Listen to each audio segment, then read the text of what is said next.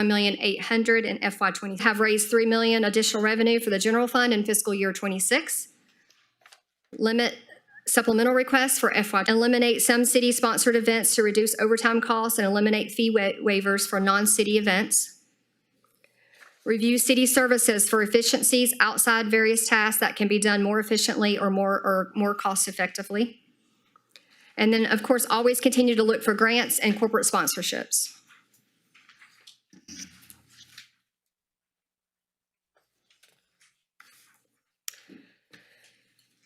It's fund. Our budgeted revenues were 29.7. Projection revenues is 31. Revenues is 31.6. And then expenditures is 29.6. Expenses is 33.3 for that unfavorable of 3.6. Can I? General fund, yes, Can I sir. ask what's the difference between the 6.7 we're saying and the 2.97 we're saying and the 2.9 at the top of your general fund? This says an unfavorable of 2.9, but I thought we have 6.7 and 6.7 million and coming out of the reserve fund for 2026. That's from budgeted to budget and projections. Just remain committed to a sound financial stewardship and proactive planning. Question is the hot tax that's past due for a lot of some of these hotels. What are we doing to collect that, and what is past due on our hot tax collections? I don't have the answer for that. Across the board. The second question was regarding the CVB and our basically unrealized revenue, and I will defer. Yeah, so I believe that there's at least 2 that are on payment plans. One is current, one is not, and there's another one that's delinquent, so there's no payment plan and no conversation, but there's our outside company is working to establish contact and set up something from them. So Okay, thank you. Yeah, Councilman Durio, and then Councilman Wing. Yes, how does it factor in as far as filling vacant positions with overtime versus not having to pay benefits when you fill those vacant positions? What is the most savings, the overtime or filling those vacant, or not having to fill those vacant positions or pay benefits to the vacant positions? before you answer that, can you clarify? Because when you, certain departments, for example, fire, when you fill their vacancies, the more they make, the more we have to contribute to the pension. So that's a variable, right? That comes into play. But if you're talking about a civilian, there's also some things, again, because the city doesn't match to the TMRS as well. So that's based on benefits and wages as well. So if you're talking specifically about Councilman Hilliard's position, where he said he wanted to backfill or somebody in water working overtime, although it won't be as expensive because we're not making that 23 or 20% contribution, you're still making some contribution to their retirement. So there is a percentage of that goes into it, right? So you don't pay the cost of an employee benefits is a flat rate. What jacks up the price for benefits is when you file a claim. So you have individuals, and you don't know that, right? But somebody gets sick, somebody gets hurt, somebody gets injured, somebody, gets diagnosed with cancer. All of those impact your claims and your costs and your premiums with your insurance. So I think that's an unfair question because there's so many other factors and variables that go into that when you're calculating overtime, back pay, and then the overall cost that the city pays for contributions. Okay, well, no, I was asking, I just want to know what was the most savings. That's Well, It almost sounds like it breaks even. Yeah, it depends on the position and the employee, right? So if the position is being filled by somebody who's part-time, obviously they don't get the benefit of overtime rate or get the benefit of contributions to their retirement, right? Because they're part-time. But if you're filling it with the position, and in some cases, you don't even get to decide. Like, it's who's available. So on using, again, the water crew, you could be filling it. Most of the people who are on call are foremen. So they're obviously being paid at a much higher rate. In the fire system, you could easily backfill a grade 1 position and be backfilling it with a deputy chief or a district chief. Again, way more expensive than a grade 1, firefighter. So the situation is that that's a really hard thing to calculate because you really don't know at what rate. So you could break even, you could spend substantially more. Overtime is it's So expensive. I was wondering, was that taken into consideration when they were deciding which positions to fill and which positions to fill with overtime and which position to actually hire a person for? Well, again, that's just a potential solution. Nothing's been decided upon yet. Everything is still in the works. We still need to talk through, run numbers, see what would make most sense. And as mentioned, if there's a potential freeze, it doesn't apply to. Also, Councilman, you had asked about the transfer, I think, to transit. I wanted to point out that we had run some recent analysis in terms of, is transit expenses, are they going up tremendously because we're seeing these big transfers? The reality is they're not. The revenues are going down. It's largely, substantially grant funded from the federal government, the state government, and then fares. Fares are a relatively small revenue source, but the revenues are going down. The expenses are not going up tremendously. But one of the issues is the transfers, which are done most years to transit fund to shore it up, are not consistent. So in other words, we're not transferring a certain amount every year. We may shore it up one year with a big injection of money, or less the next, and so it's not a flat transfer. So when you say revenues, you're not talking about tolls that are fares that people take to ride the bus. You're talking about money we would receive from the federal or the state government. Both. So it'd be state, federal, and fares. Right. Just fares being the least amount. The least amount. So Right. usually about $300,000-$400,000 of about a $6 million budget are So fares. basically, the federal government's not giving us as much money for transit as they previously were. Between the federal government and the state government, because they change every year, but in general, we're getting less. Also, transit has a contract so that they operate our stuff for us. So there's a contract. So they also recently did a wage negotiation with their bus drivers. That was a big factor. They're unionized. We only recognize 2 unions, police and fire, which is why we need them. So they did negotiate. We did participate on the outskirts of that, but that was another big cause for the increase. And the gap is that there was a significant change in the wages that they pay the bus drivers. Councilman Williams, we'll get to you. I think everybody, Councilman Williams, Turner. Could somebody maybe explain this COVID-19 recovery fund? I mean, that's been a long time ago, and it's a big number. I'm just wondering how that impacts this budget, and have we accepted that maybe we won't see that money? So we have 3 different applications out there that are in appeals. So we're waiting the outcome of 2 of those applications. We did get a response on one just recently that was another denial of 1.9 million. So we're readdressing that at the moment. So as to what the next steps are for that, if we want to continue to do arbitration or appeal again, or if we're just going to realize that they're not going to pay that. So eventually, yes, it needs to be addressed, because if ultimately at the end of the day, if the money is not paid back to us, then the general fund will have to absorb that. So just so I understand, but so that 5.9, that number is included in the overall? No, it is not. It's not, okay, so No, taking that, not getting, okay. But to that point, the potential exposure is 5.9 million that if we do not get reimbursed, we will need to address. It's not in these immediate projections. That would be in addition to. So if I can just explain to you the process for FEMA. They, obviously you submit when it's for a natural disaster claim, and they base their recovery on how much money you spent and what qualifies as what they consider disaster-related expenses. So when we submitted our COVID expenses, because it was the world shutdown, all these things went for appeal, what we're seeing coming back in most of the appeals in other cities and other states is that FEMA is denying the claims based on the fact which are heavy expenses, which are operating costs and overtime costs, saying that those were not related specifically to the disaster. Those were expenses that we would have occurred regardless if those happened. So basically, police still responded to calls and fire still responded to their calls, and they would have done that regardless of COVID. So those biggest expenses that the city had was those operating costs and those operating expenses, and those are being denied. They did recover, and I think Chief is here, he was the, over EOC at the time.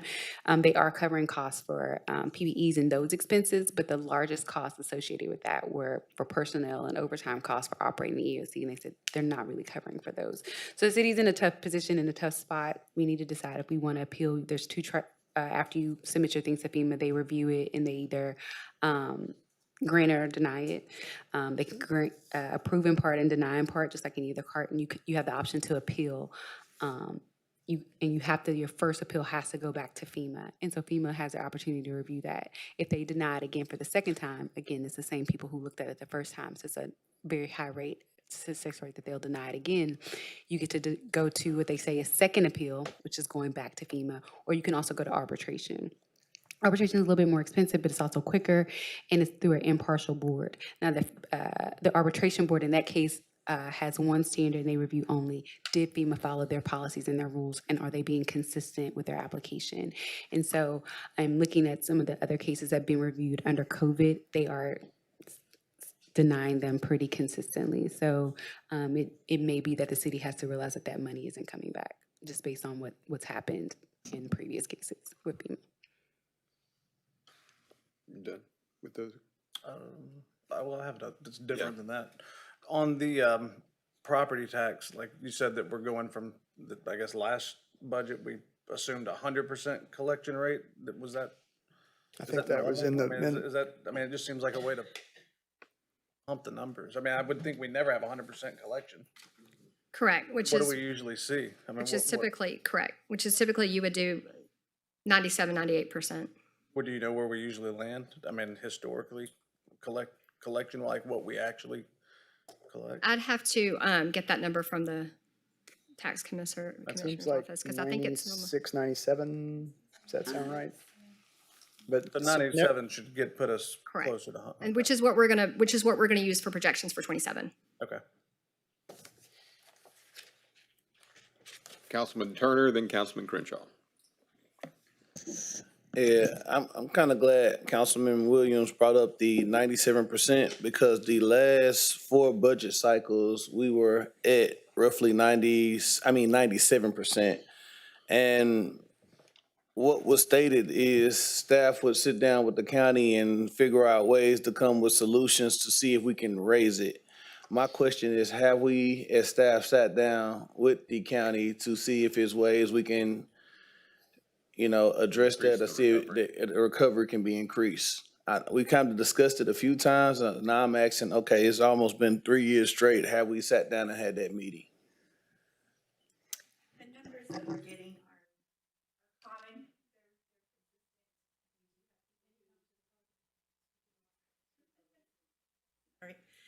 That 96, 97% collection rate is pretty standard across the country. That's a pretty, I don't know that they're going to do any better than that. We probably work with a tax attorney.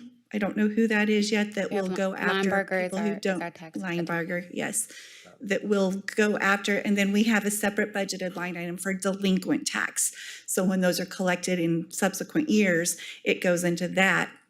But we don't go back and re-recognize it for the year that it should have been collected. It's just a delinquent line item in the year that we do get it. But have we sat down with the county and discussed it?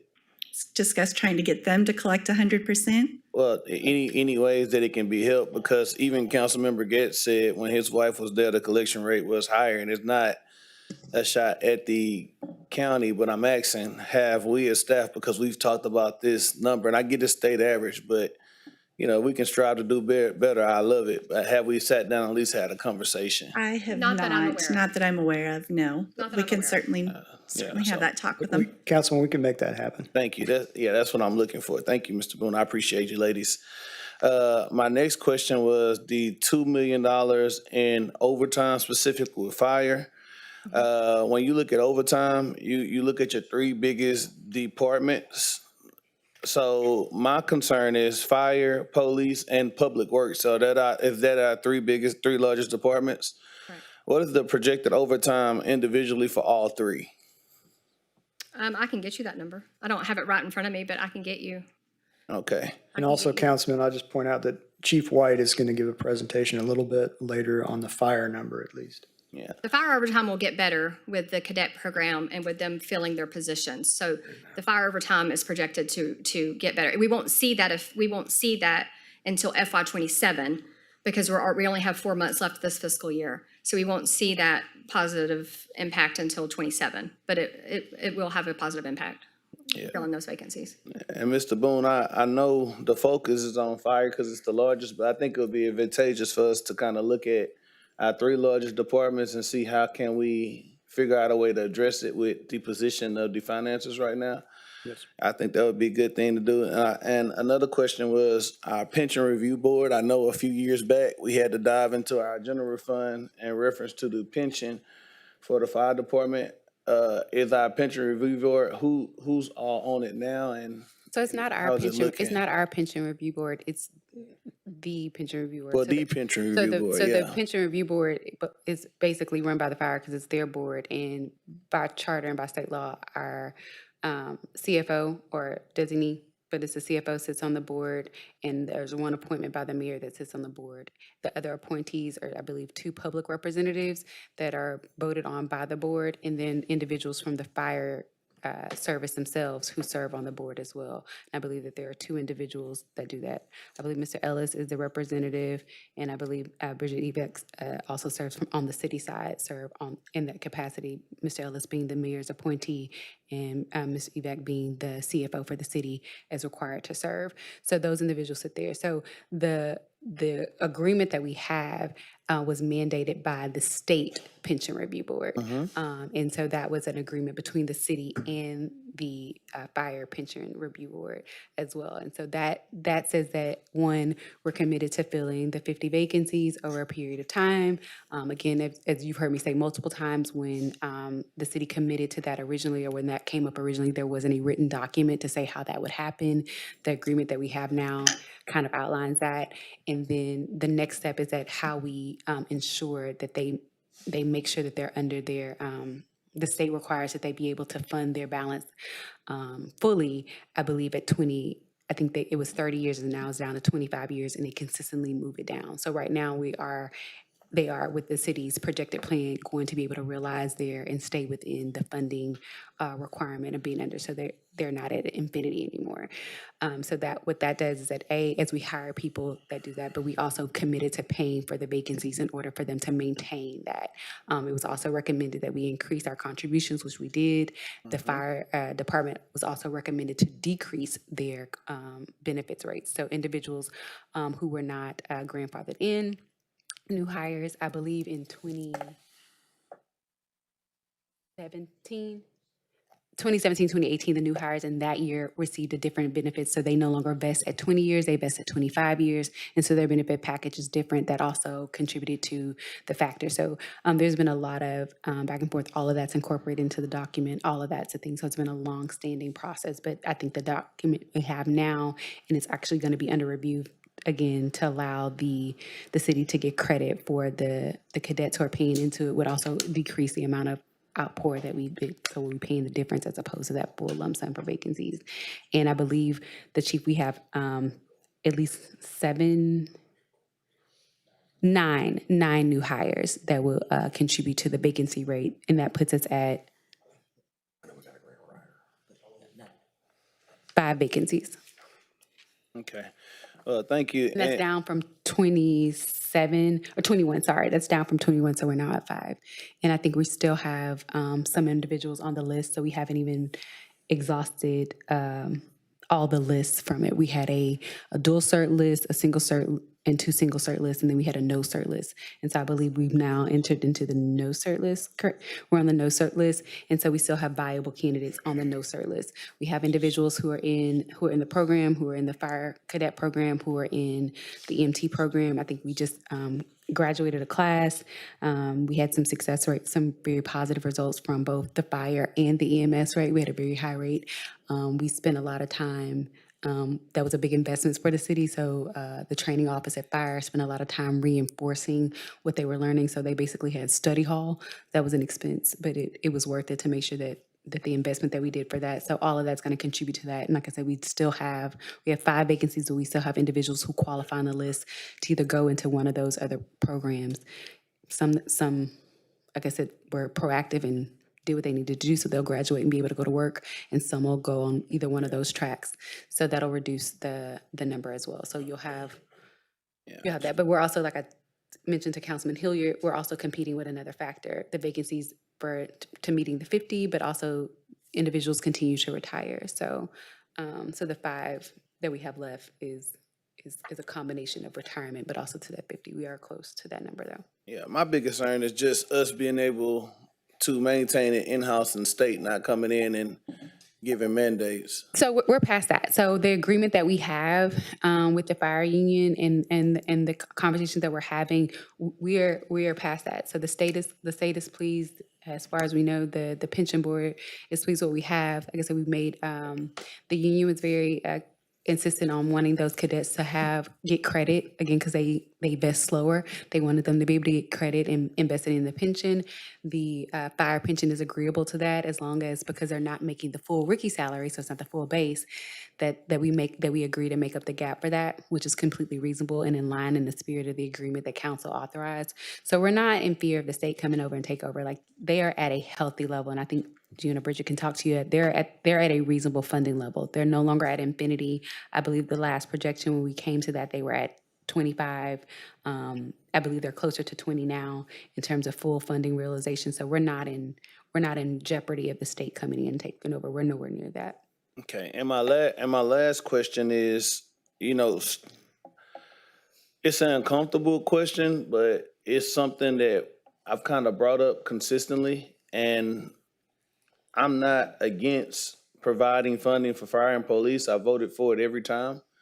But the state average is around 56%, and we're at about 62% based upon what I just said. And that was one of my concerns. If we continue to be asked to give those increases and we're not keeping up with state average, our budget would kind of get out of whack. So my question is, I think public safety is a priority. So what are we looking to do with that expense rising and, our revenues aren't rising, but we're giving these raises? How can we afford to maintain that? And are we considering that when recommendations are brought to council? So short answer, yes. As Amy pointed out, at least for the next 2 years, we have obligations that are contractual. So we don't really have much in the way of wiggle room there. So again, as we get into the budget process, we're going to be as creative as possible in terms of trying to close the gap between revenues and expenditures, knowing that there are a lot of things we cannot control in terms of revenues. The state controls how we collect, whether it's sales tax, and it caps us on property tax, and it caps us on certain fees. And so there are certain things we can control, certain things we can't. On the expenditure side, again, there are certain obligations in order to provide the services we need. There's not a lot of wiggle room. So to your point, there's a large percentage that we, as we're doing in the projections, showing in the projections, will continue to increase. And again, normally this is the part of the budget process where we ask, what new programs do we want to embark on, and new initiatives, some wants and some needs. It's just, if you look at the slide, I think number 4, the gaps are there, going out into the future. And so to your point, are we cognizant of that and aware of that? Yes, but we are still locked in for the next 2 years.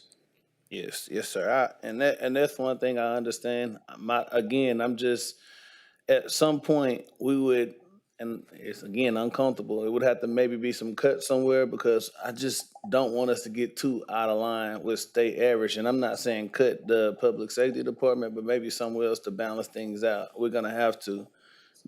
Correct. We do, I think, a good job of looking, per capita as a good, or every city's different. So it's a good starting point to say, what is our public works expenditure as part of the general fund, per capita.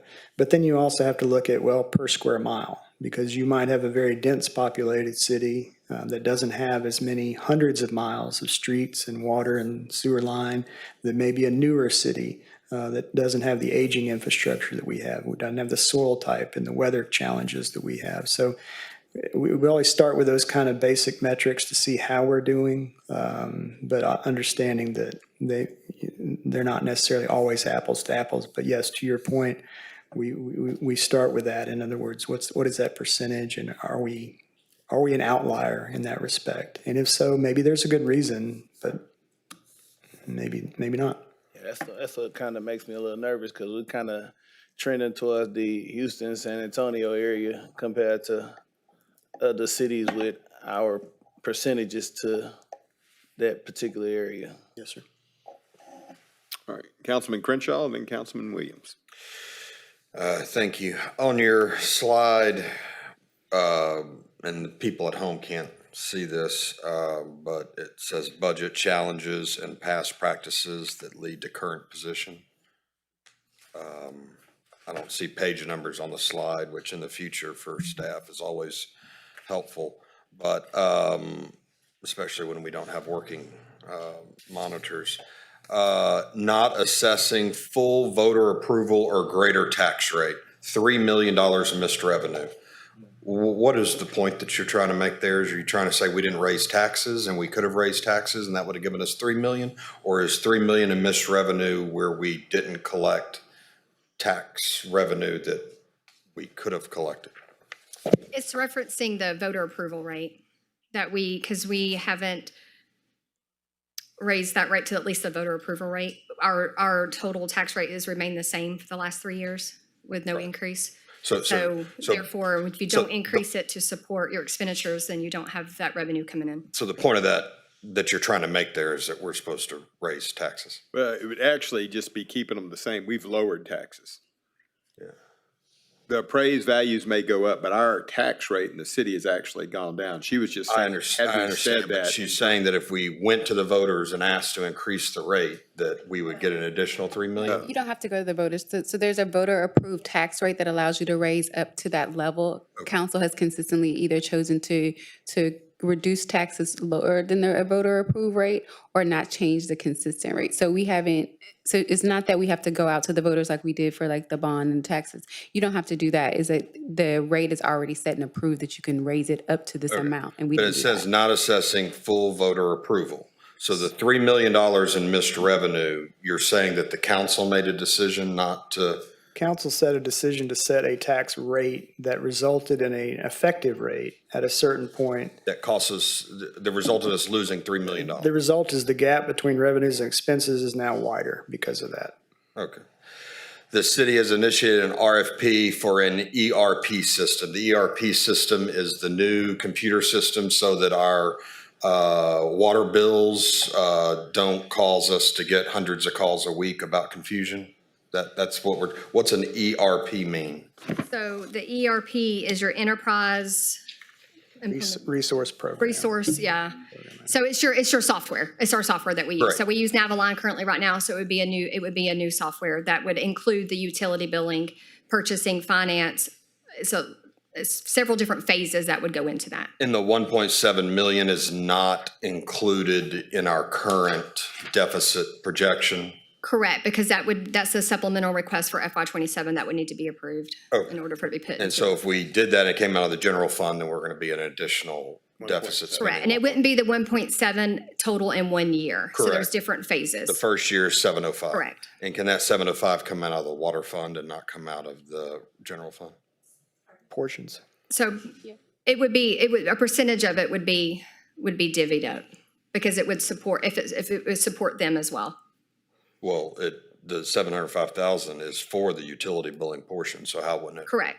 So yes, a 100% portion of it we would divvy that up to where it would be split. It would just be split between the funds, general fund, water, and solid waste. There would be a percentage that we would have to calculate for that. Okay, and right now the water fund is doing extremely well, is what your characterization was earlier, and we're coming in Correct. $4+ million over projection, so the 705 could come out of that. I'm not gonna, portion. I'm not gonna say the full amount. Right, and that's the thing is the ERP system, a portion of that program is for water customer service, but it's a broader financial package that would extend out to other And to general find- fund, This but, says for utility billing. well, that's part of it. That's part, it's utility billing. To have the utility billing, you also have to have the finance portion of it to support that, so that it integrates with the two, it talks with the two. And Angie can probably explain it more, but yes, so it's all inclusive, and you can't just charge it completely to the water fund because it would support the general fund as well. So you What have to do a portion- percentage on that. What other Cost. utility other than water would be supporting the utility The billing? ERP system essentially is what runs the entire city. Like that, it's not just finance, it's not just water. So, but Angie, Angie right here Probably. is. What other utility? Like Solid waste. solid waste?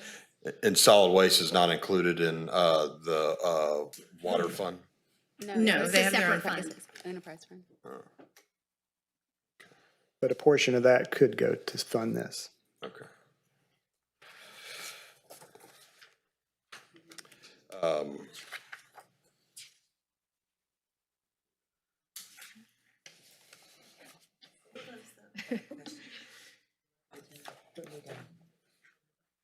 What, have we come up with, other than the 3.5 million in estimated savings from a hiring freeze, have we come up with, if these other suggestions are implemented, what that would get us on our projection for 27? No, sir. Again, these are just potential solutions that we will look at in the coming days, weeks, months, while we're going through the 27 budget process development. We just did a tax note for some vehicles, which was kind of a new concept for us. I don't think I've seen a tax note previous to that Correct. since I've been on council. Have we been able to identify other expenses from 2026 that could be used for, that we could use a tax note for that would bring this deficit down? So, I mean, as a city, we do issue debt. So when a tax note is issuing insurance of debt, I'm well so aware of that, but I'm trying to figure out some way to not put us in a position to have to raise taxes by doing a tax note so that we don't have this doomsday projection of our fund balance being at 7%. So you can always essentially look at what you can issue debt for, but you have to be careful as a city with that as well, because as you issue debt, that also affects your bond rating. And so it's just like, if you're, I'm well aware of that, but the idea is that we have some tax abatement projects, that we have large industry that has not been paying any taxes, and those agreements are ending. And we're going to have some additional revenue coming in that's going to, I think, help our budget in the next couple of years. And so my theory is, instead of having this doomsday projection of a 7%, if we could identify some fleet or other necessary expenses right now that we could do a tax note for, that to me makes a lot more sense than having to prepare next year to tell voters that we're gonna have to raise taxes, which I don't believe anyone on this council wants to do. So Amy, just to clarify, the proposed projections you've got here don't include any fleet. no, Is sir. that correct? So to your point, if we want to buy any vehicles next year and not make these numbers worse, that may be an option, like we did this fiscal year, is to look at a tax note, which I think was 7 years, instead of paying cash. Right, and I'm just trying to see what we could do quickly and temporarily to alleviate having a $6.7 million deficit this year. And so, we didn't have any problem buying those fleet vehicles with that tax note that we just approved yesterday. I'm just trying to figure out why we're not trying to identify additional, it looks like someone spent a lot of time figuring out that we could, go out and try to get corporate sponsorships for the city, which is not very pleasant. because you go and you ask a business and businessmen that are already paying taxes, to give more money to the city. But I did that last week, but, we're talking about eliminating city-sponsored events. We got a lot of events that are quality of life events that I would hate to tell people that we're gonna have to eliminate, when in reality, if it makes sense, why don't we go out and do another tax note to get this budget actually balanced? And then we'll be able to pay that off in a couple of years when some of these other industrial tax abatement programs come back online. Right, but it's kind of like at your home. If you know all your expenses are X and your income's Y and you've got a gap, you don't want to keep taking out loans to pay for operating expenses. Because I completely so agree. one of the points that Amy presented was to look at efficiencies across the organization, and that's what we'll be doing immediately. We're not waiting till October 1st of 26 in the FY27 budget to start trying to figure out how we can close that gap. We're doing that. We're doing that now. And they're gonna be continuing to meet next week to come up with strategies on how we're gonna be able to meet that. I hear that. I just, we very easily did the tax note yesterday that seemed to be, it just, hey, we're gonna do this, and I wonder if we're doing it for those fleet purchases, why some of this other stuff we can't do it for, and, but. Just one thing to add to that, Mr. Crenshaw. We're actually 9 months into the fiscal year, so we really only have 3 more months left. And I believe we've actually purchased all of the large pieces of equipment like the fleet yesterday. I mean, we'll take a look over the next 3 months, but I believe the large purchases have already been made. All right. And then my last question is, how much money do we have invested right now? Don't we have a bunch of the city money invested? Yes, sir. And how's that doing, I think pretty well. All my friends in the stock market, or say it's great.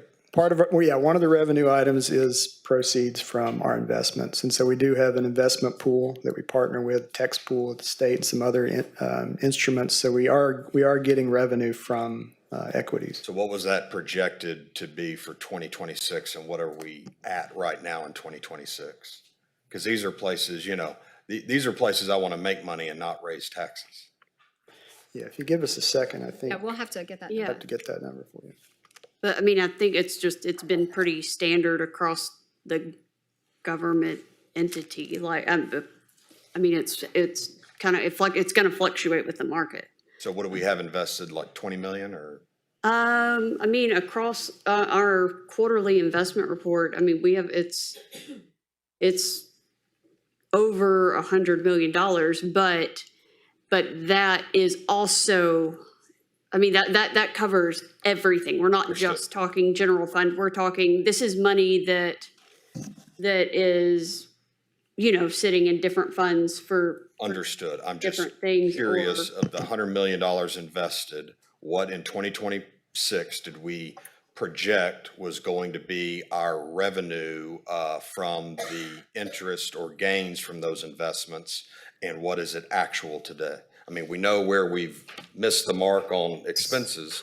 I'm trying to look for some silver lining here so we can tell people, well, look, yes, we came out 6.7 million on here, but good news is over here, we only thought we were going to make 4 million on our $100 million in investments, but in fact, we made 5.5 million. I don't know. I was just trying to figure out maybe some positive. For the adopted budget in this year's budget, the projected interest in the general fund only is 1.9 million. 1.9 million. That was projected. And where are we at? What was adopted was 1. Adopted budget. Correct. Adopted was 1.9 million. And do we Right. know where we're at? Are we at? Pull it up to look and see, Oh, because I don't okay. have that in front of me. Oh, She's okay. pulling it up to see.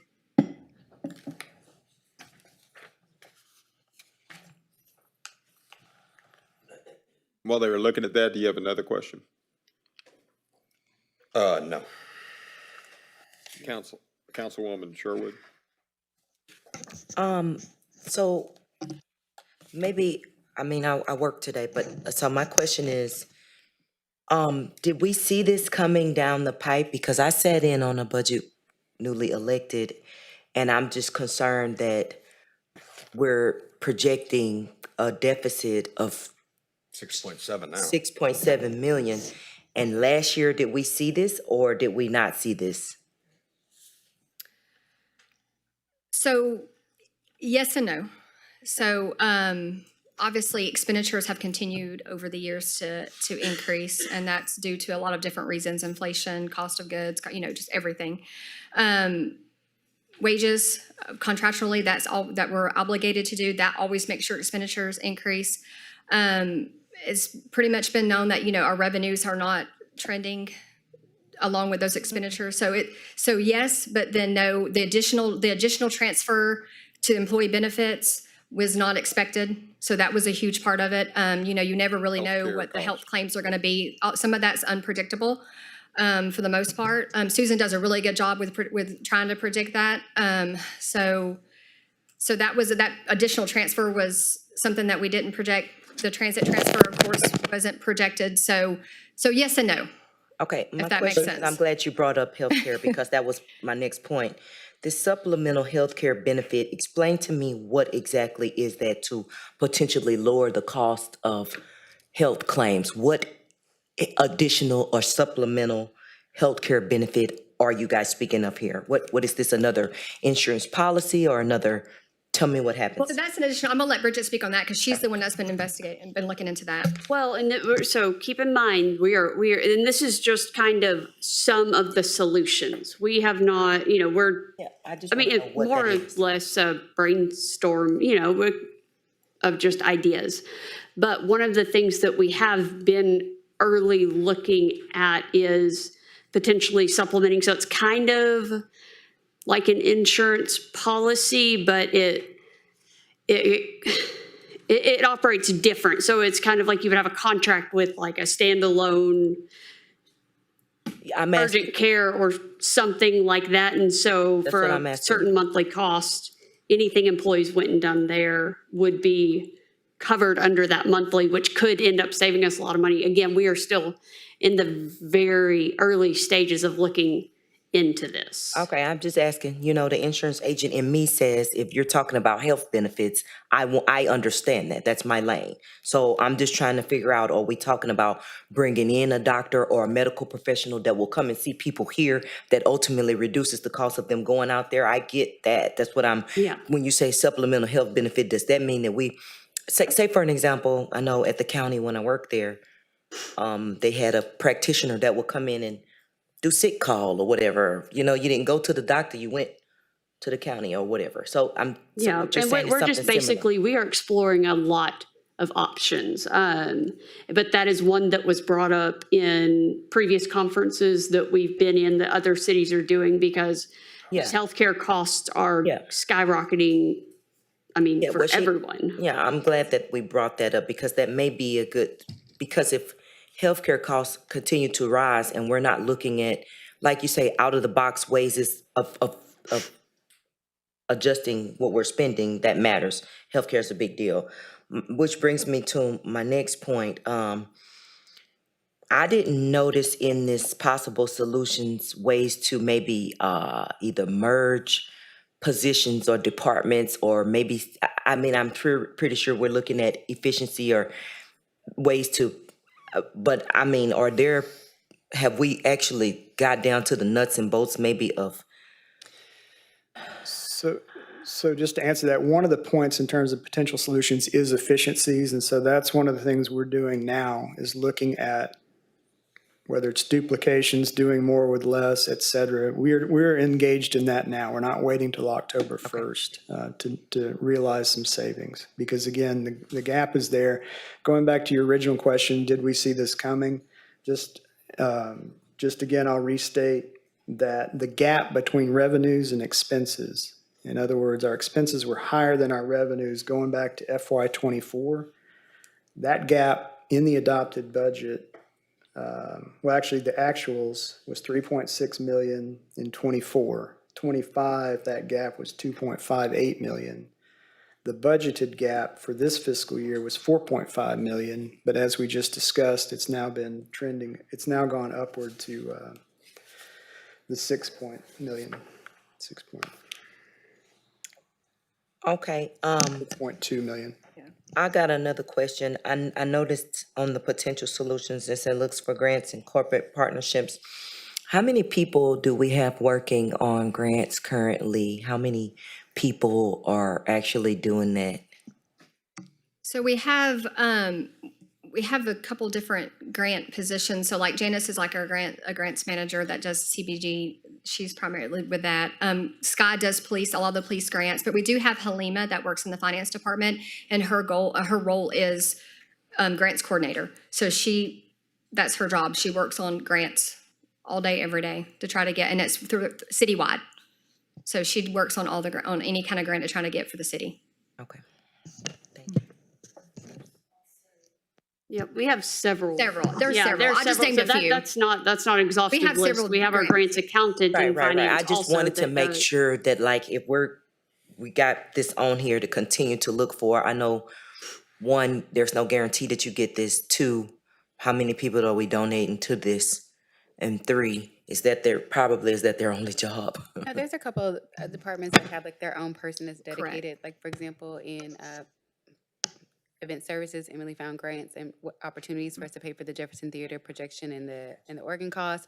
There's Sky and PD that looks for grants for that. Right. Yeah, so everybody kind of has their own individual person, but there is like Halima who works in finance who kind of works collectively for the city to look for grants and to help source those. But for the most part, there's not just one person. Everybody in Correct. There's in their several different ones. prospective department has at least one person who's dedicated to that.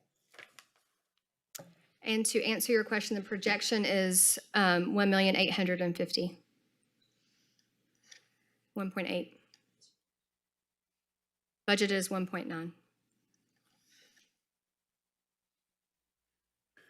Wait, we budgeted 1.9 million in revenue and we've only gonna have Projecting. 1.8? We're projecting to bring in 1.8.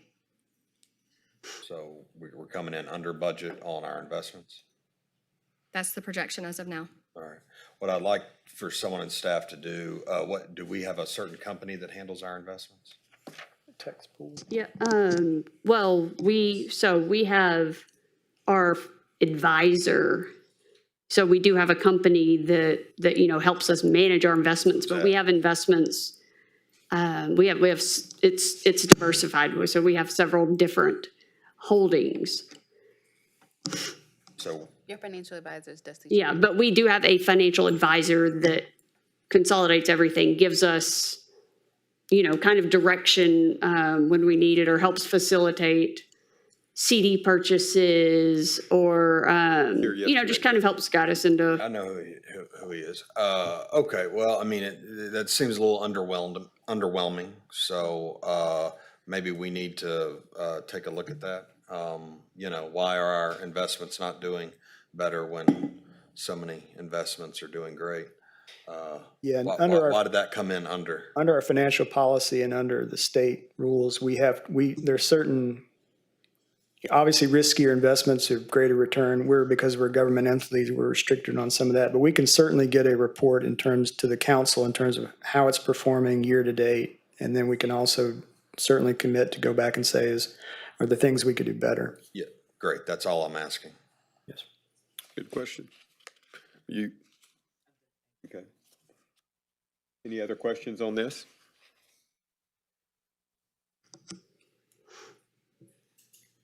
Okay.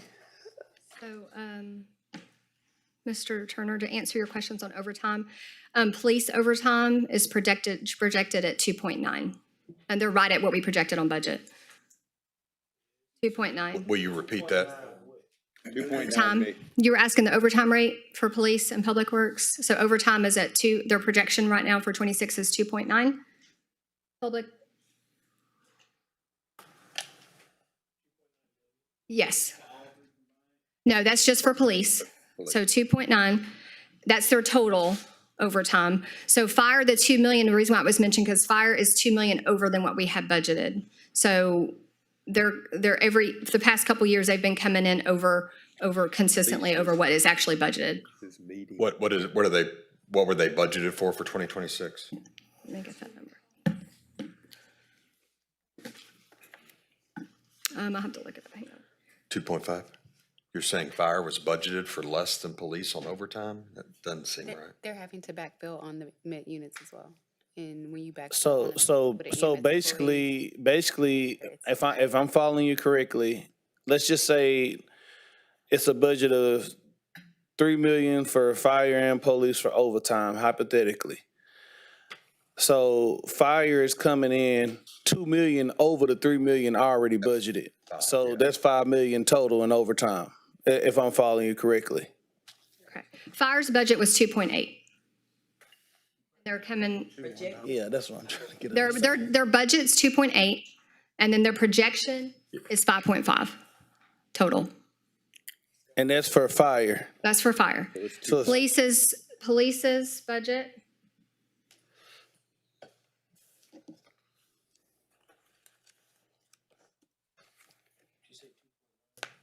So that's actually 2 point. Mr. Boone, if you don't mind, can you? police's budget was 2.6, their projection's 2.9. Okay, so about 300,000 over. So, Mr. Boone, if you don't mind, those three departments, police, fire, and public works, if you can email what the projected budget is for all council and what the overage is. You know, I think those hard numbers are something we all need to see. Yes, sir. All right. Public Works budget is 586,000, their projection is 592,000. So they're pretty much in line. Correct. Okay. So basically, we're looking at 3 million overtime. Yeah, and for those three departments, if we can do a 5-year analysis showing what was it 5 years ago in comparison to what it is today and next year. Give us a financial forecast so we can see if the trend, how long it's been going on. Yes, sir. Earlier, wasn't it presented that it was a $2 million? Like overage on budget, that's what that I 2 know, million was. but the numbers you just gave us would indicate a 2.7. I mean, Well, I mean, that's. correct. Well, those numbers were done a while ago, but we just met with fire yesterday, so. Oh, okay. And so it changed a little bit, I'm sure. But we're pretty solid that the 5.5 is. Correct. That is the current projection. That's not going to change. And that's through the end of 2026. Correct. So that's everything we've incurred to date plus 3 more months. Correct. Yes, sir.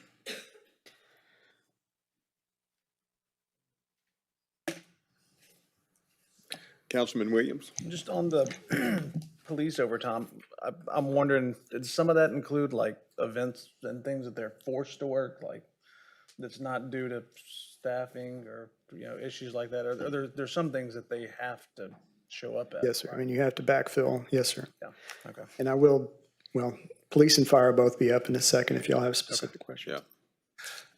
I guess I'm just trying to wrap my head around this. Earlier, we were told that our original 2026 budgeted deficit was 4.5 million. And it's going to be 6.7 because of transfers. One was transit and the other was employee benefits. Yes, sir. Where does the 2.7 million in overage on firefighter overtime come into play in that deficit? It's all taken as a whole in the general fund. Those are all. Not everything, The question is the expenditure is that overtime included in the projected expenditure? Yes. Okay, thank you. Yes. because some items may be I'm below regretting budget. not So it taking all kind of that all- accounting classes at Baylor.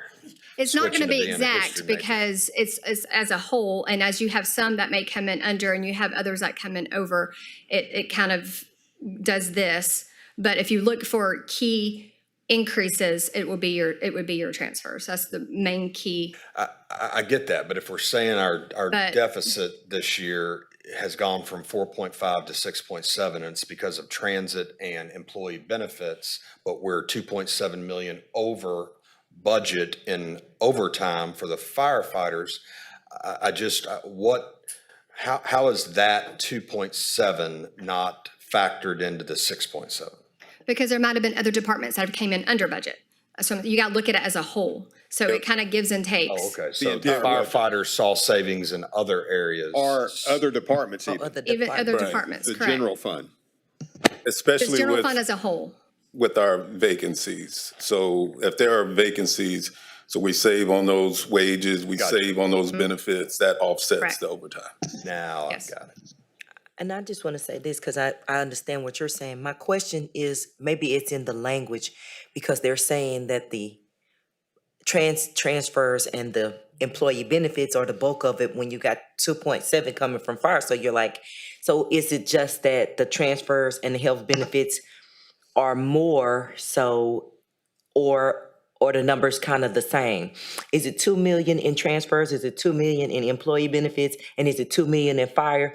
And you're weighing it differently, or the number's astronomically more? This is why you gave that language, that bulk of it is coming from. I think we're just picking out key items. Okay. And so we're just showing you what are key items, but you have to look at it as a whole. Like her net numbers are going to take everything, and we're not going to go, line by line and show you. Gotcha. But so people who bulk of come it would in. also include fire overtime. Oh, yeah. And Correct. employee health Yeah, so benefits that's just and the whole whatever, yeah. picture, but That we're may- picking out key items. So That may the balance language- out, yeah. like Mr. Ellis said, due to vacancies and stuff, so that will balance out on the wages side.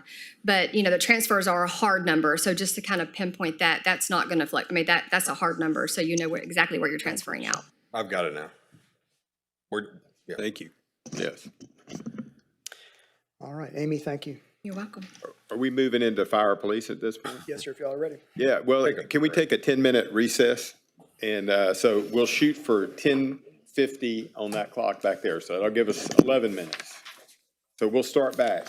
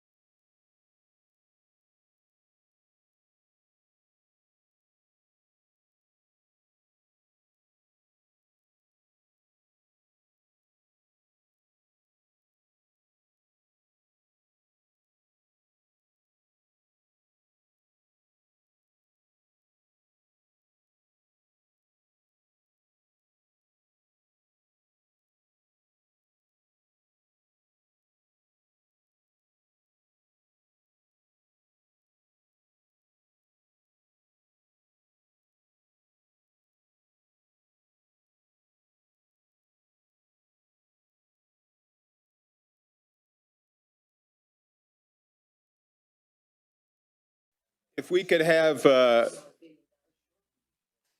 quick roll call just to establish that we're all back. Mayor West, Present? Mayor Pro Tem Turner, Councilmember Durio, Councilmember Hilliard, Councilmember Williams, Councilmember Sherwood, and Councilmember Crenshaw. Thank you. You. Mayor and council, next we'll have a public safety update and discussion. And it looks like first we're going to have Chief Earl White. We have a fire handout as well.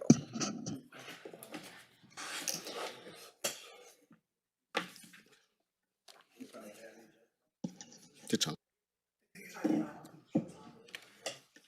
That's on. Okay. Good Thank you, morning. Chief. Does Council Mayor, Yes. all right. We'll go to the second sheet and I'll let Max explain calls for service. We'll look at the chart. Max. Mayor, council. So what we have here is the analysis of number of med units that operate for the fiscal year, for the calendar year, as compared to the number of calls for service for each of the year. Starting back in 2019, as you can see, the trending going from 19,000 calls a year, operating with 6 ambulances, and this was before the fire merger with EMS. In year 2, in 2020, of course, COVID hit. We lost quite a few employees. We were operating at 5 ambulances capacity at that point. With the call somewhat remains pretty much the same at 19,000. However, in 2021, it spiked up to almost 19,700, give or take, operating with a 5.3. And when we say 0.3, simply throughout the whole year, not all ambulances operated at 6, for example. So let's say we say 0.3, then probably about 4 months that we operated with 6 ambulances compared to 5 ambulances. Then in 2022, the call eased up a little bit, going down to 19,400, operating at 5.5, which is 6 months we operated with 6 ambulances. This is when the firefighters are helping out, filling those vacancies or staffing the resources, if you will. In 2023, the call volume spiked up to about 2,331. That's when we added additional ambulances to support the call volumes, operating between 9 and 8 ambulances. Of course, that will incur a lot of overtime due to the manpower. So in 2024, we try to curtail that by decreasing it down to about 8 trucks, units per day for that year. However, the call volume continued to increase, as you can see, from 24 to 25. And that's where we're at right now.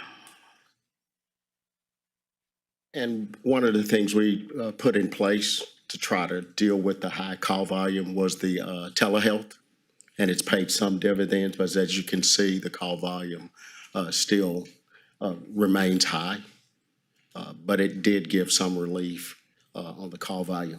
And if you look at the bottom, we're looking to try to maintain between 2,000 and 2,500 calls per unit, which keeps us within that national average of 8 to 10 calls per shift, and trying not to overload the people riding the med units. At some point, can we get a estimate? I know it's been a short amount of time, but in terms of the benefit that the telemed has brought and what anticipated we might see that over going, on future years. Of course, I know we get a monthly report calls of the impact service are hard to. And remember, those are the low acuity calls. Right. Trying to make sure that we have the med units and fire engines available for those high acuity calls, the trauma alerts and things like that. Right. Yes, sir. And you can see the COVID years really, and it has maintain a steady pattern. Okay. Any questions on the call volume? Just one quick question, Chief. In 2019, before it was COVID, it was pretty low from, like, let's just say 2013 to 2019. Was it kind of stagnant like that? That was the years that they were standalone over at Beaumont Health. And then what he said, like 2021, when the EMS division came under fire, and then the COVID calls increased, and then we started backfilling those positions with firefighters, which were at a little bit higher rate, and still struggling to get employees. Everybody's scrambling for employees during COVID and at post-COVID also. Do the increase in calls, do we think that as a result of people just got more used to calling EMTs for healthcare issues during the COVID period, or are they running different types of calls now that they're under the They're running the same types of calls. What has happened is that there's a trickle-down effect also, Medicare, Medicaid cuts in insurance, people using fire and the ER as a primary care physician. They're going to go to the ER. That's a given. So the cuts that are coming on both the state and federal level has a trickle-down effect. That's why it's so important that we support some of the local health clinics that prevent them from making those calls to go to the emergency room. Yes, sir.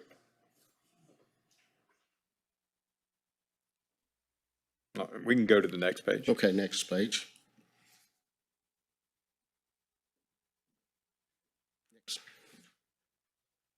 Okay. Yeah, let's go back to the, to the next page. Projected overtime savings. Yes, okay, all right. All right. And Chief, you want to talk to this one?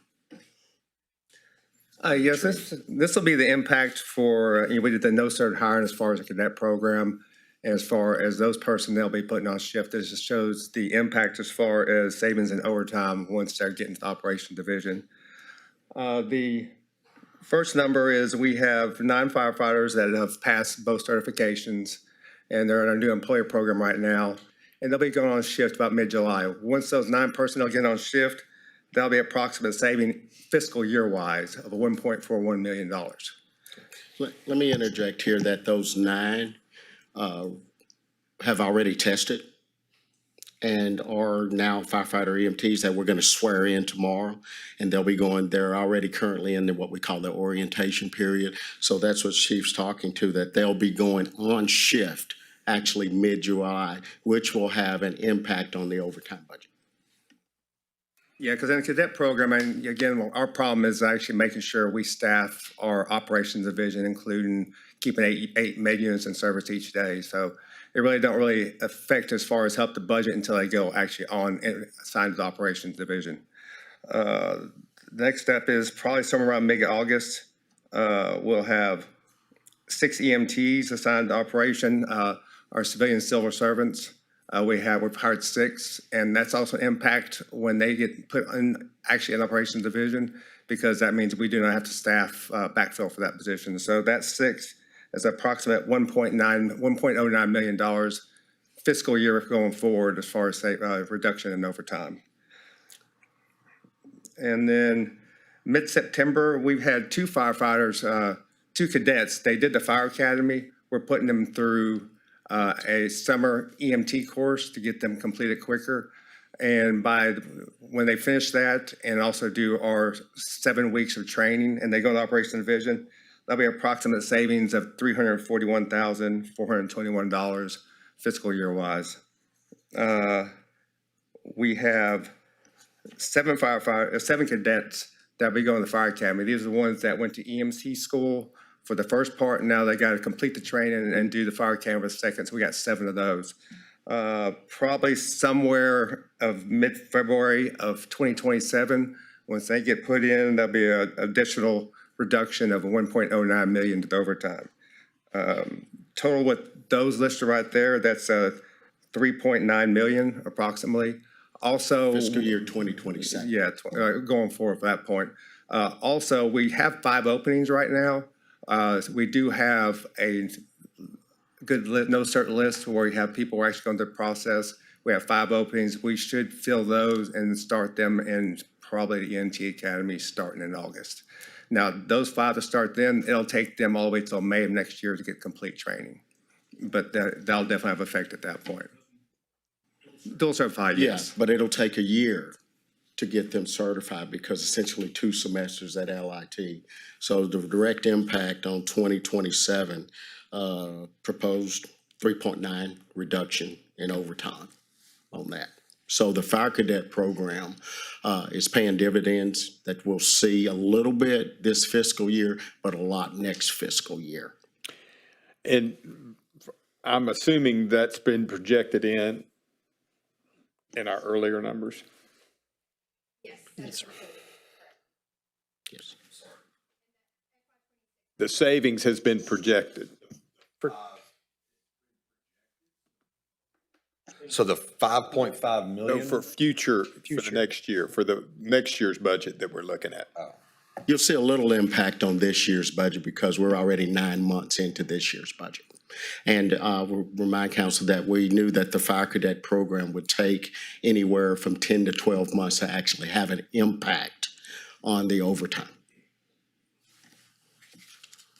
And that we are processing candidates right now to fill the 5 vacancies. And to allude to what the city attorney talked to, we don't project any openings by September 26 that we'll have to make a fire pension payment to, because those openings will be filled. We're currently processing 15 in the hopes of getting 5. Right.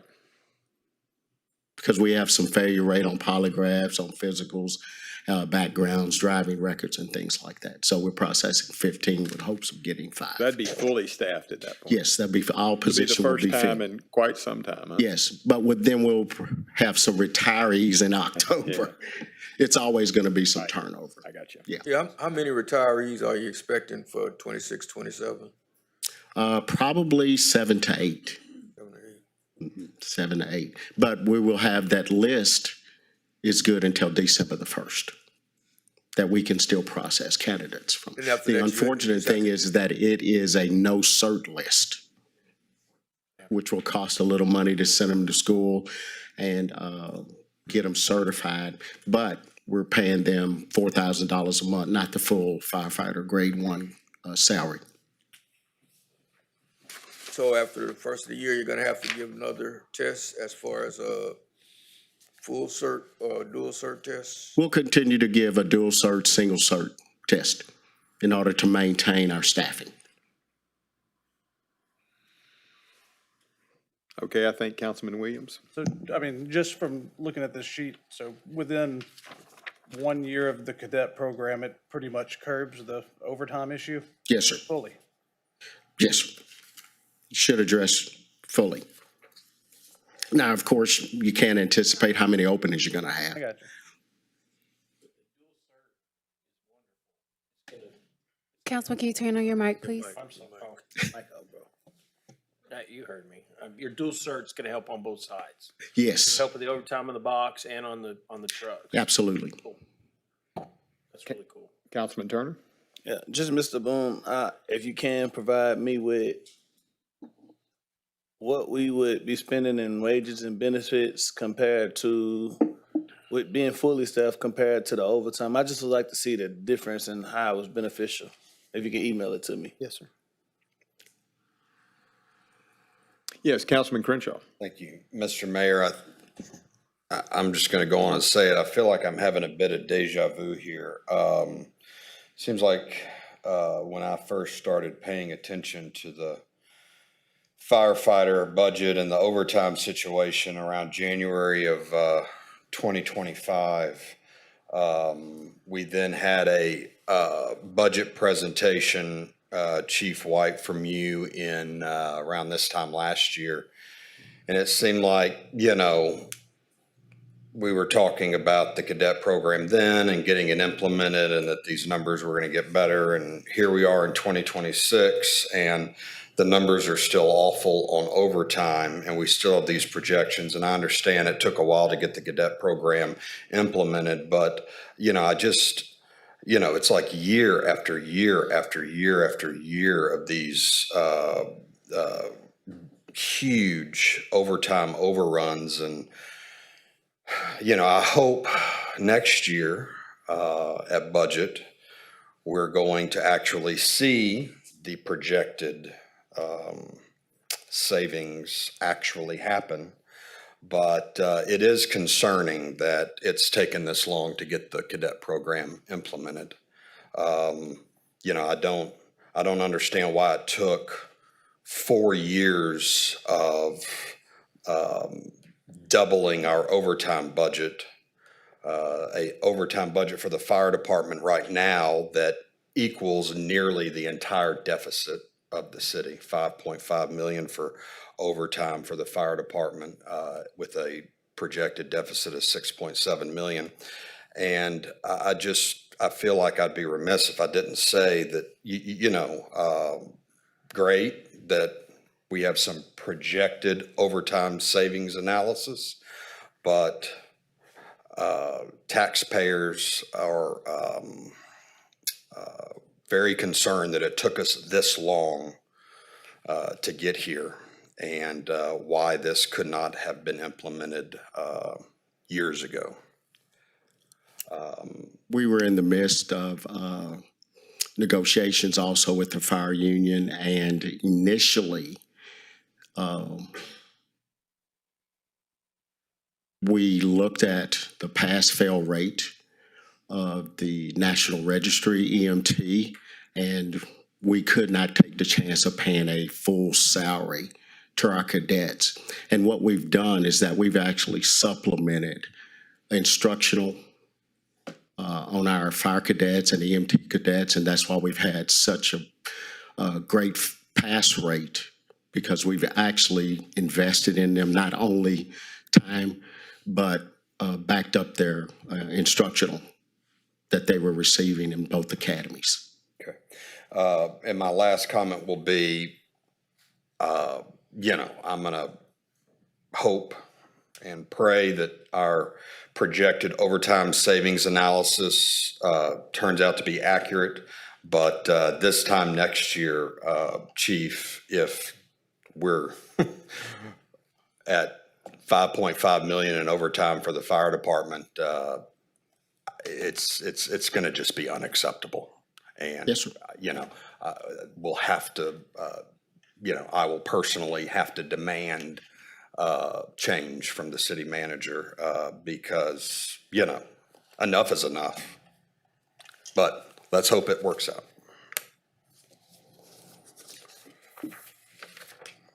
Any other questions?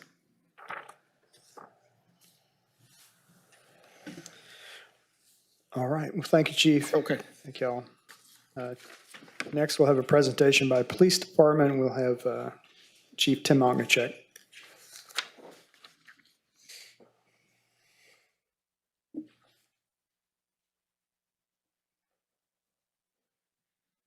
Mayor and council, I think I'll revise the order I was going to go in, because based on the initial part of the conversation, there was a lot of discussion about overtime. For clarity, the projections are as an estimate of what we'll end up with at the end of the year. Very recent projections, probably pretty accurate. But it doesn't take into consideration a couple other things like the revenues we bring in. There's another line for that. We've gotten a $90,000 Project Safe Neighborhood grant that defrays specifically to defray overtime. We've got, as the councilman mentioned, reimbursements from event facilities, overtime that the officers work, special events, hazmat responses. So those total approximately just right at 300,000 already this year. So, and that also doesn't take into account that, you know, year to year, we on standard have looked at about the same number of overtime hours. So when the contract price increases, that means the overtime cost increases by 1.5 times that contract increase. So if you work the same number of hours and you don't get budgeted for that 1.5 increase, then you're under budgeted of expectations. So in addition to about 140,000 cut over what we requested last year in patrol operations, you know, plus we already have about 300 in reimbursements, that brings us under budget on overtime. So I just wanted to clear that out, that we should be, if not under budget, right at budget. And that takes into consideration things like this park patrol, the extra things we're asked to do, extra events that we're asked to eat out of overtime. We've been able to, you know, work things to keep the overtime hours, but, you know, just that park patrol in itself will be an additional about 48,000 this year within this fiscal year budget. So some of these things are not anticipated, almost can't be anticipated, but I believe we're managing it successfully.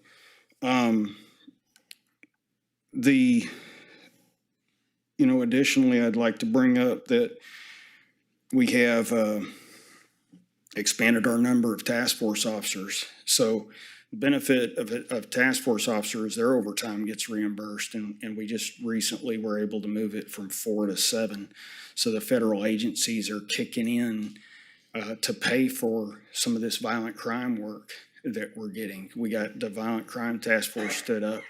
That is other people coming in and helping us do work within the city of Beaumont, within, you know, targeting criminals that are causing problems here in the city, regardless of where they live. If they do business in the city, we're tackling that, and we're getting a lot of other help that ain't costing the taxpayers of Beaumont to provide for that. Additionally, you know, we've had an ATF agent embedded in the office on a, you know, 40-hour work week kind of thing, day in, day out. For a number of years, we've added 2 FBI agents as well.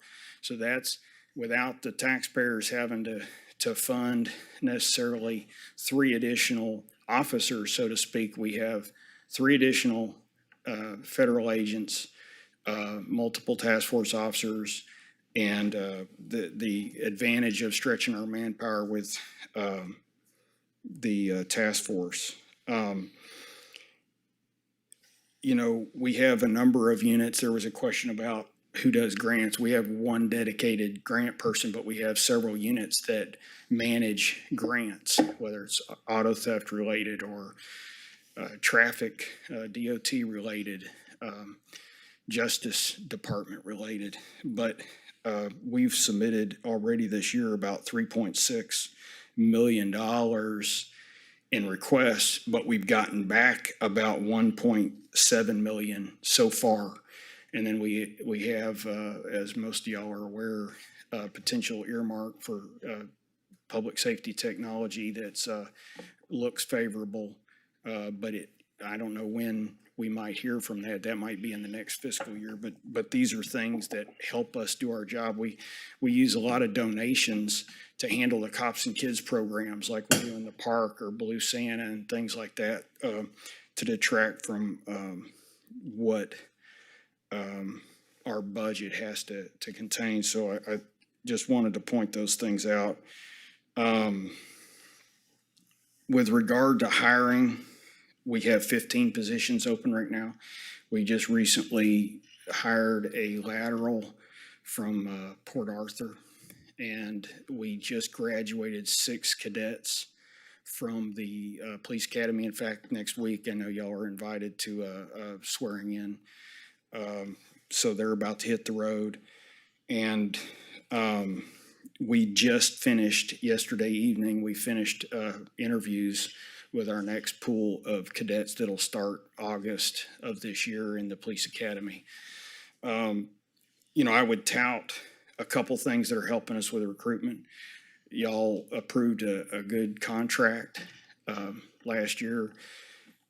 The police have a competitive contract now, and between the manager approving some signing incentives, it's helping us be more attractive to pull more competitive when we're pulling from other agencies.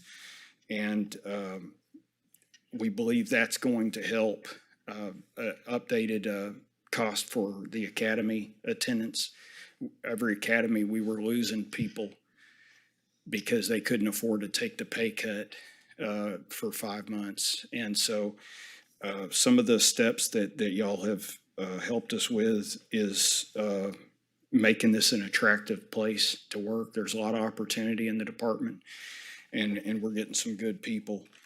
And you know, one of the things that has come up in a couple of conversations even recently, it deals with where people are assigned. I know visibility is a big deal. Do we have people where the rubber meets the road? And one of the things that we do constantly, minimum once a year, but almost constantly, we're looking at staffing, at assignments, at work schedules, throughout the department, trying to put people in the right spots and make sure that the focus is operations, field operations. And, you know, it's also helping with the technology. Some of the Axon bundle that y'all approved in the last fiscal year is allowing us to stretch our manpower with technology. We'll talk about the real-time crime center in a minute. But some of the administrative work, if we can take that off the people, it gets them back on the street faster. It helps us do our job more smartly. The real-time crime center, it's really paying off. And I know that's you look at cost benefit in a lot of programs, and we've had some significant double-digit decreases in violent crime. What's even more unusual, though, across the nation is a significant reduction in property crimes.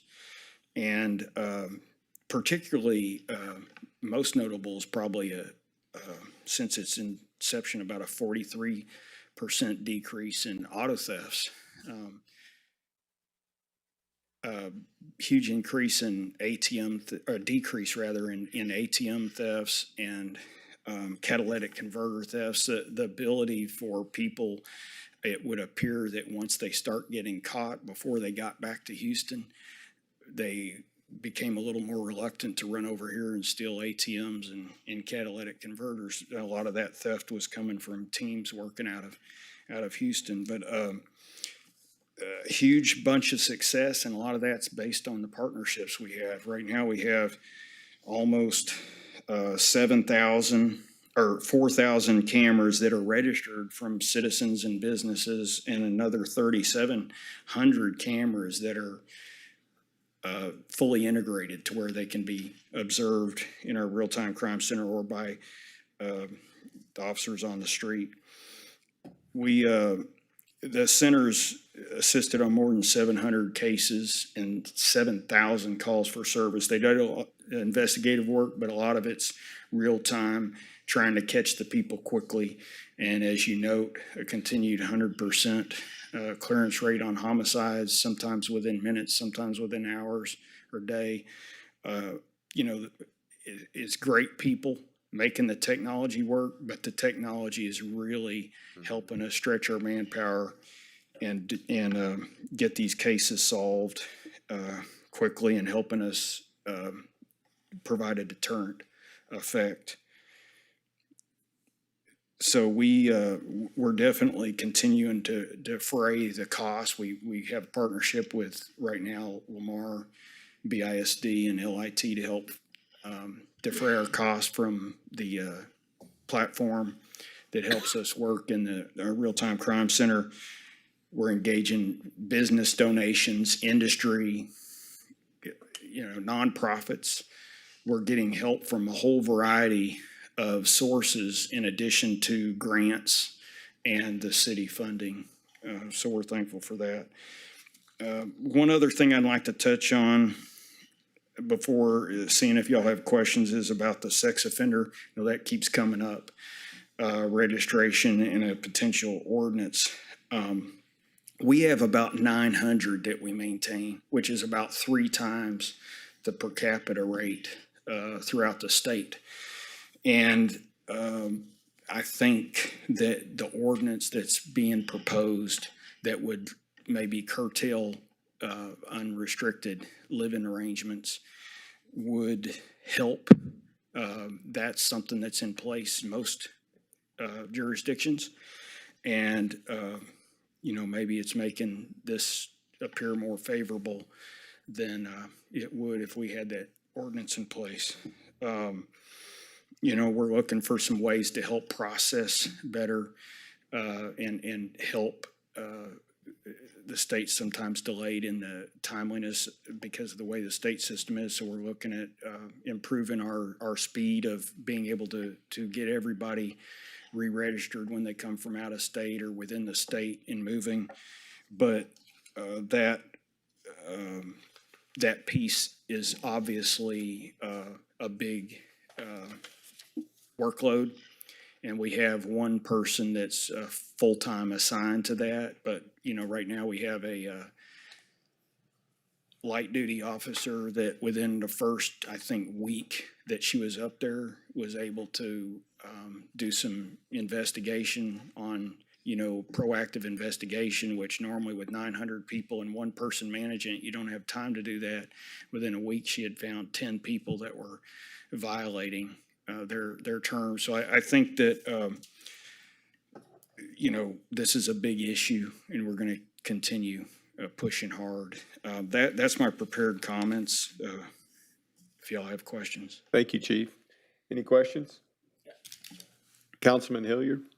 Just because Real-Time Crime Center is amazing, and where it's going to be in 10 years is going to be, but can you kind of tell us how in the last 3 shootings that we've had in the parks, how did the Real-Time Crime Center help with the investigation and the apprehension of the people that pulled the trigger? And how long did it take, based on the cameras, had you not had cameras, to be able to identify shooters? And then, well, you bring up several points, and I don't know that I can give you all the answers that you're asking for, but the real-time aspect of such a complex situation where you have people, a bunch of people running around, this is not something you could pull up on your phone and be able to see. I think the Parks Project, some cameras are in place, very critical, but there's some gaps, and those have been identified. I think phase 3 of the camera program to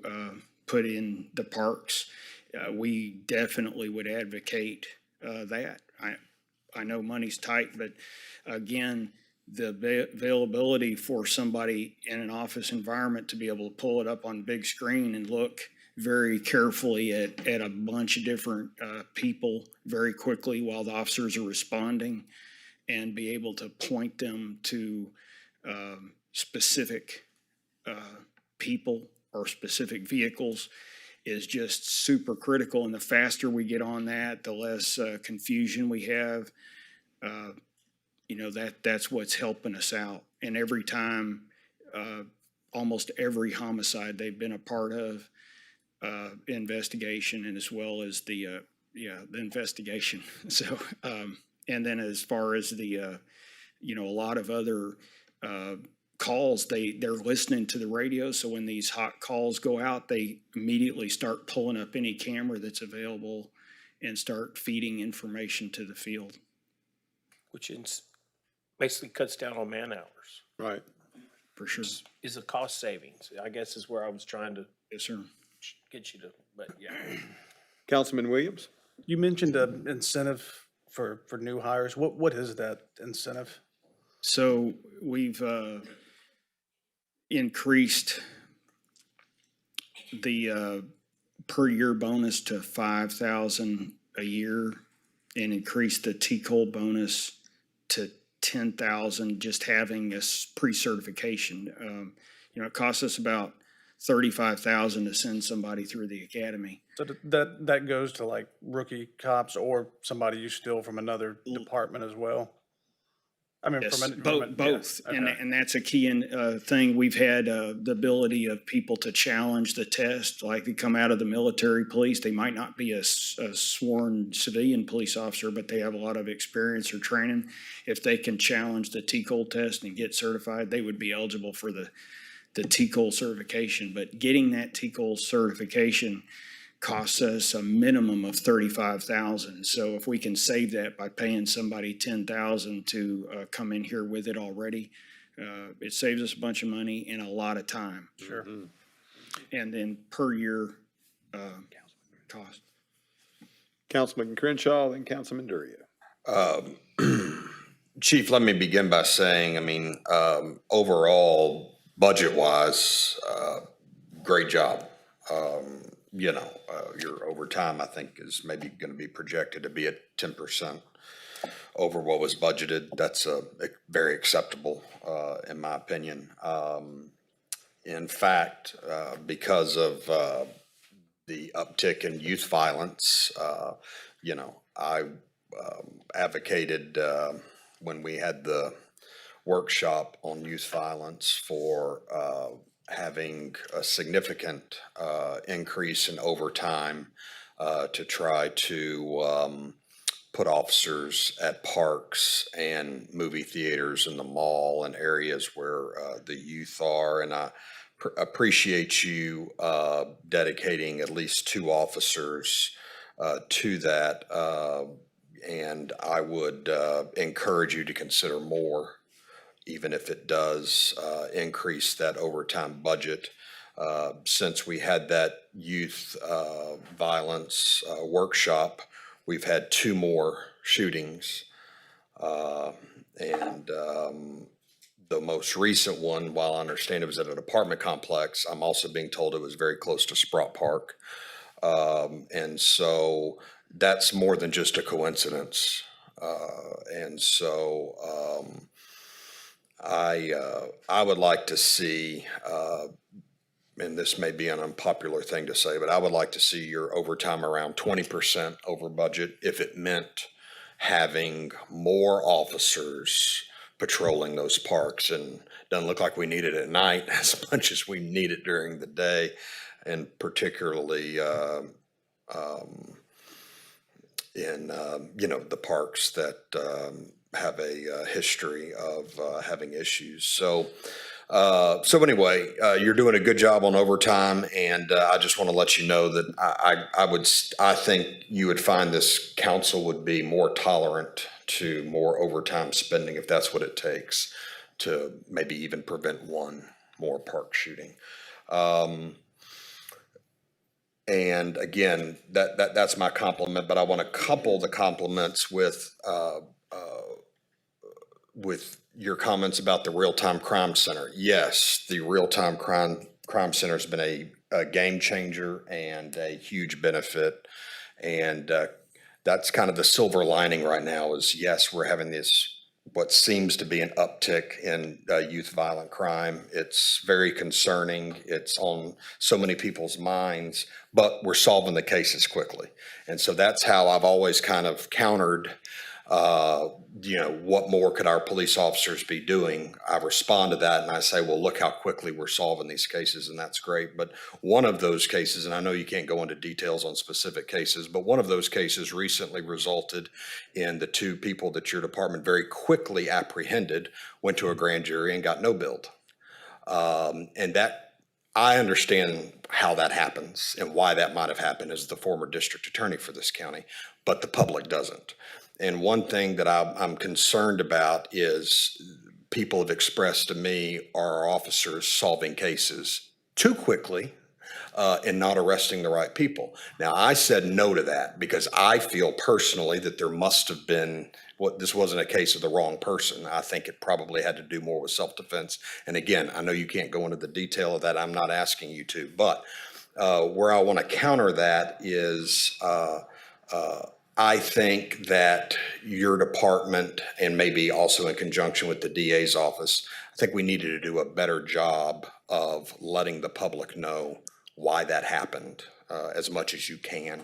When I understand you're limited on ongoing investigations, but that's just some of the feedback that I got. So when this council goes out in the public and tries to brag about your solid points and something like that happens, it kind of diminishes our ability to do that. So I'd like to see that. The last comment I want to make when it comes to overtime and budgeting, I think I've done around 4 ride-alongs so far this year. I've tried to do 1 a month if I'm able to, and I encourage the rest of the members of council to do it. And the members of the public. It's a fascinating, and it really lets you see what's going on out there in your department and how phenomenal of a job your team is doing. But I know that we're trying to be in an accredited department, and I understand the benefits of that. And I'm in no way knocking that. But one of the things that I hear from your rank and file is that our chief loves his paperwork. And I get paperwork is necessary to a certain extent. And I do also realize, I think it's the Axion system that we approved the budget for the upgrade in the system now allows the officers to use AI to help them write their reports, which is awesome. So maybe that's going to help with that. But where I'm going with all this budget wise and overtime wise is I want our officers out there on the streets. And I don't want our officers on overtime filling out paperwork. And that is one of the things that I do hear from our rank and file is that I don't know if it's just the accreditation program and the efforts to get that done, or if it's just the change in times or change in leadership, but the guys feel like they're, a bit overwhelmed with the recent demands in more report writing. And so I just caution you on that if that's what our overtime is being spent doing, is, filling out paperwork, I would ask that you do whatever you can to alleviate that. While the accreditation is important, we have a real problem right now in this community with youth violence. And to me, the urgency is there and not with, possible future benefits of an accreditation program. And I would like to, I just felt it was necessary to make that point. So with that said, again, overall, congrats to you and your team. You look great, numbers wise and budget wise. So thank you for that. That's all. Thank you. I'd like to respond. A couple things that were brought up, clearance rates still mean something happened. And I don't know if this was an angle that y'all have heard, but I believe we're seeing a deterrent effect. I brought up when people get caught before they get back to Houston, they apparently are seeming reluctant to come back as frequently. So I think, yes, we tout clearance because that's really important to people solving crime, but it's also important that I believe it's providing a deterrent effect, which is reducing workload. We've reduced the workload. The paperwork requirement has gone down significantly.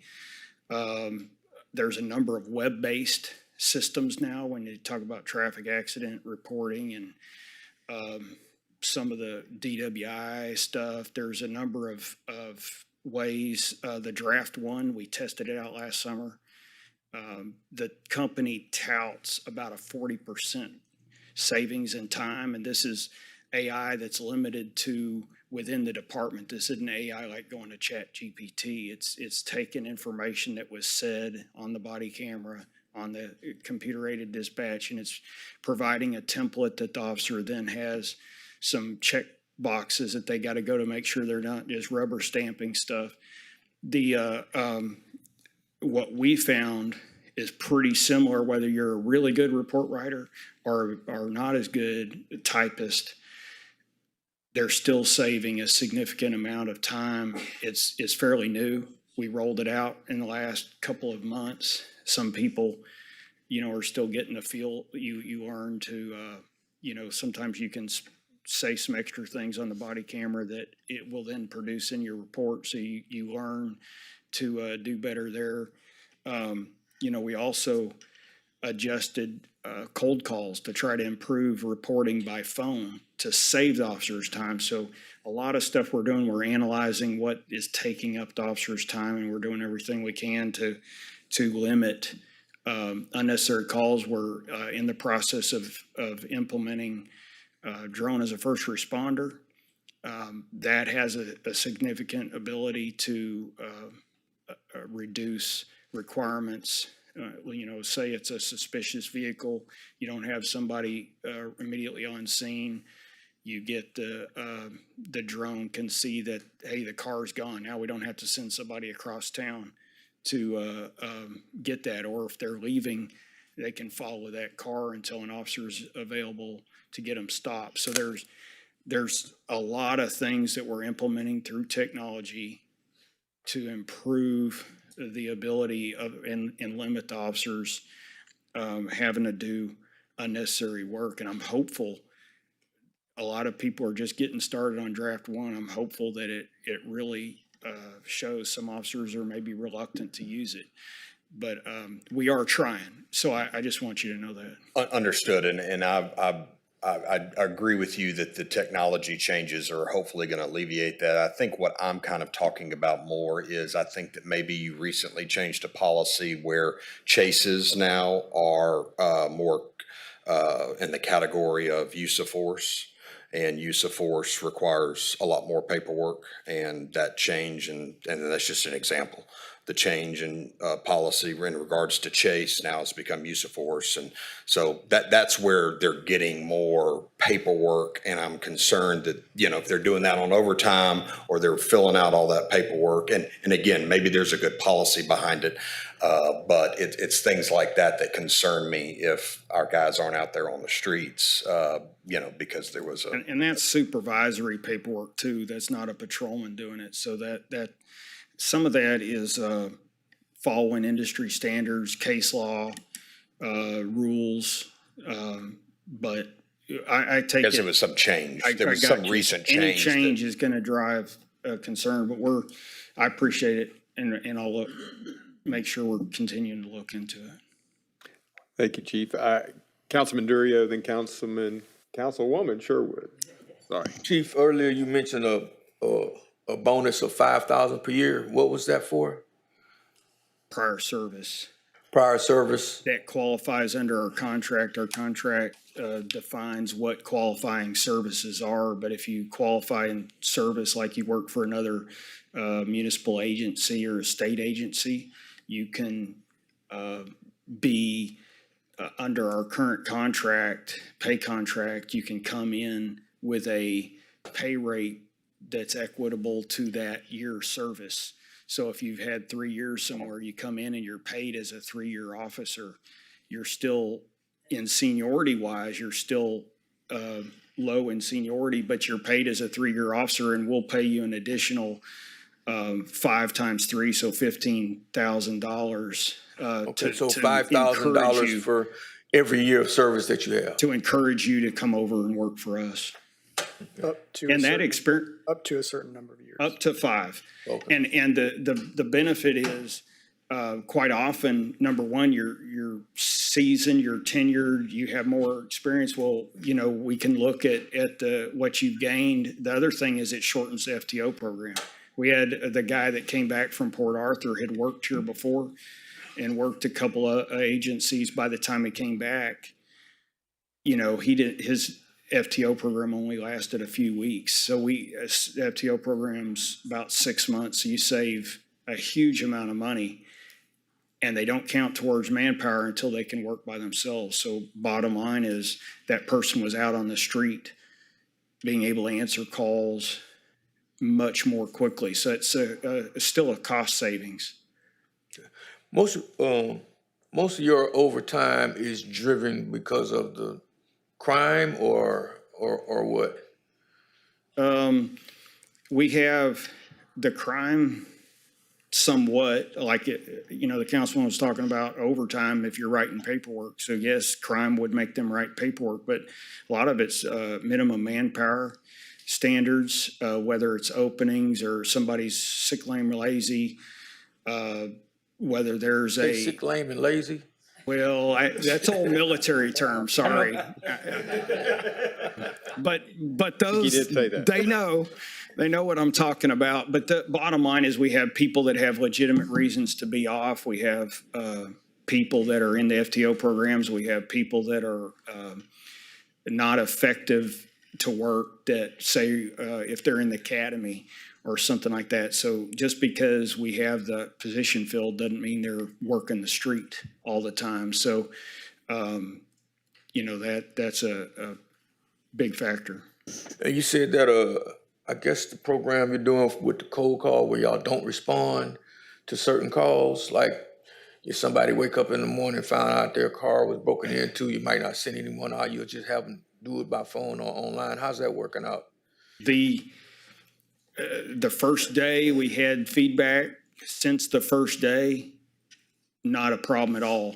However, we don't have 100% compliance. We're, even though it's been over a year, we understand sometimes you just got to have good judgment and common sense. But we're seeing about a 50% compliance rate versus maybe 10% that we were getting before. Is that the dispatchers that decide that? There's a process, but the dispatchers have been given guidance on how to handle it, and then the supervisors can always support that or override it depending on what the issue is. But to a large extent, the call taker can make that decision. And I heard you mention drones. Yes, sir. So y'all send drones out on calls? We don't have them installed yet, but it's part of the Axon bundle, and we have their sites are getting installed right now. They've been designed and they're being installed, and once they're installed, we'll start implementing the program. Okay. It's very successful in other agencies throughout the country. And how does that work? They actually, you'll send a call to come in, you don't have an officer available or something, they'll send a drone out to the area? They could do that, or maybe it's a highway event, that you get a big traffic accident on the highway, it's hard to get people up there because it's jammed, especially in the construction zones. You can get up there and see what's going on and direct people where they need to be. Hey, they said it was at Pine Street. Well, is it actually Pine Street, or is it the Natchez River Bridge? Is it Magnolia? Is it MLK, that kind of thing. So there's a lot of uses of it, and our guys are being trained and best practices are being employed. Okay. That's all I have, Mayor. All right. Councilwoman? Oh, okay. Well, certainly want to applaud you. I know it's been, all the technology's been a force multiplier, and it is also a lot for the officers to be learning this new technology and implementing it. But I know we've seen an increase in or reduction in crime and an increase in case closes. So that's awesome. And I think that drone technology too, having read about some of it after we talked about it, it's had, because whether it's even something that officers are being dispatched to, the drone may get there sooner and be able to give the officers very useful information on what they're rolling up to, which helps keep the public safe and the officer safe. Yeah, it's gonna save Yeah. So, yes, Councilman Turner. Yeah, more so of a comment, Chief. I've really enjoyed working with you since you've been here. You've been pretty responsive, and you always kind of listen to some of the things we're requesting. You do your job and follow through.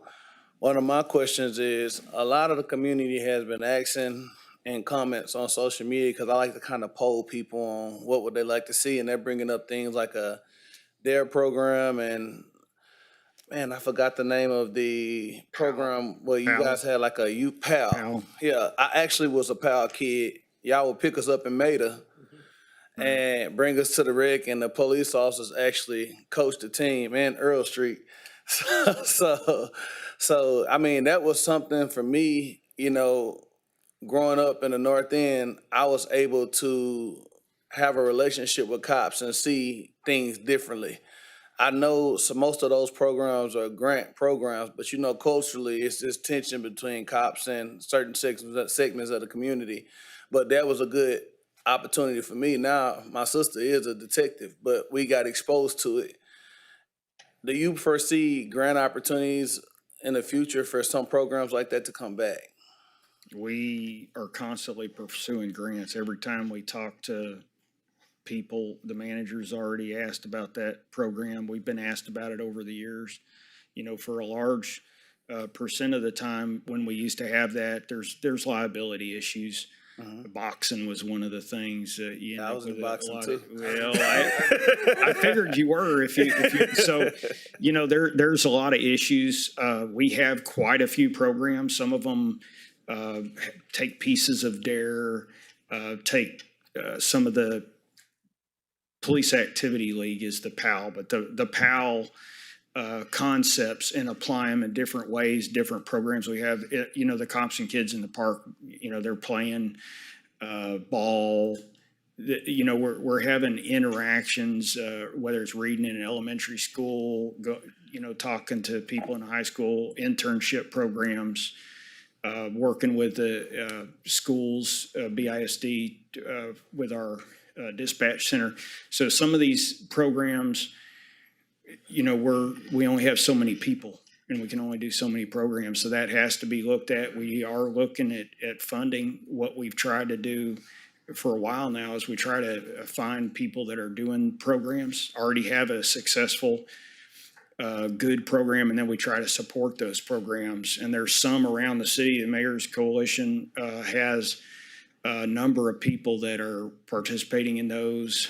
And though we can stretch our manpower by supporting a program sometimes better than we can owning the program. And so those are all things we are looking at. And I am reviewing at the manager's request, that very issue. It comes up a lot.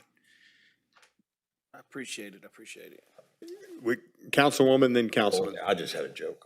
Go ahead and do You the go joke. first. It's good. Go ahead and do the So joke. my family will sponsor the McGruff Crime Dog program if we can bring that back, as long as Officer Van Houten will dress up as McGruff. The crime dog. He loves it.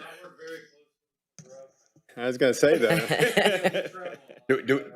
Do we have that program? He does that. So it's still around. Okay. Yes, great. sir. And he's one of the, we'll do a coffee with a cop, and he's out there.